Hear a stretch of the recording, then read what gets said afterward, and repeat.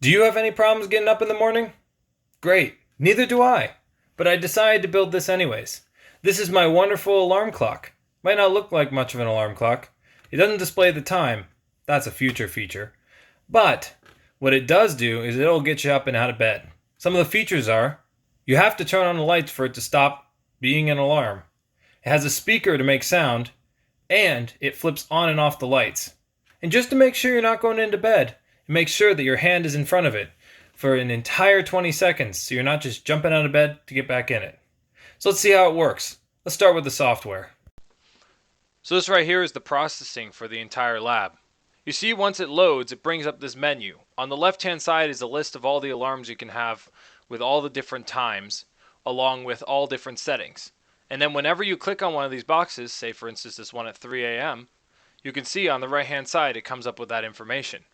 I can then change the exact time to, say I want it at 8 a.m. because 3 a.m. is a little bit much. I can also change what days of the week. Say I only want to wake up at 8 a.m. Monday through Friday. I can set that up.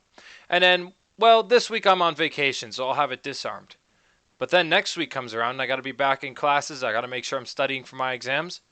Arm it. And that will right there ensure that it'll go off on Monday through Friday, not including Saturday and Sunday.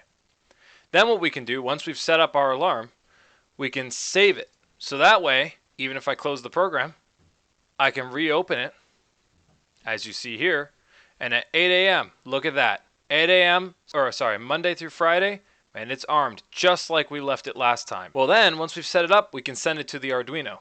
Now I've actually already done this, and the Arduino is sitting on the wall right now. So when I send it, it's not going to be able to talk to it. But that would be how you would set it up, and you set all your alarms, you plug it in, you send them to the Arduino, you unplug it, and because of the onboard storage on this Arduino, it's all saved to that. And now you can just carry it over to the wall and put it on the wall where your lights are. So right here is my laptop, and as you can see, it's connected to the stuff on the wall. Now this is all the hardware that does all of the alarm clocking. So we have an Arduino, of course, with all of its support circuitry. On the right, we have the connections for both the power and a linear regulator, but also right here, this little daughter board, that is our timer. That's what keeps track of what time it is, so we can compare it with the alarms that are set inside of the Arduino. We have two servos here. One of them, the one on the right, turns the light off, and the one on the left turns the light on. In the center here, we have an ultrasonic sensor. That's designed to make sure that your hand is here for the next 20 seconds after you've disabled the alarm, to make sure you're not just getting up, turning off the alarm, and going back to bed. Then we have the buzzer right here. That makes noise to make sure you're really annoyed, and also, annoys the neighbors as well. Then lastly, we have the actual switch. Lights are on right now, but we can see it functions as a regular old light switch. Not a problem. I could do this all day. There we go. And then, as you noticed probably, when the light's off, you can see we got a little standby light right there. That way it's easy to find in the dark. There we go.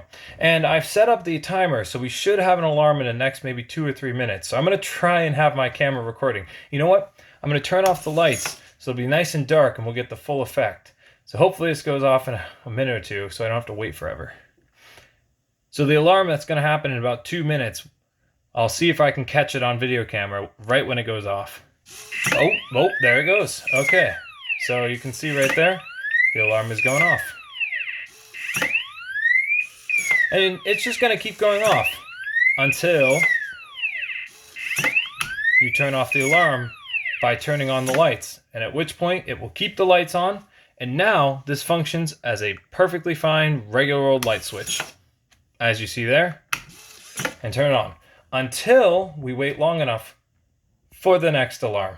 Until tomorrow, when you're woken up crazy, jumping out of bed and have no idea what's going on. And that's that. I'd say it's pretty effective. How would you like it if the lights were turned on and off on you and have a super annoying alarm? I'd say it's pretty successful. I'd say it'll do the job.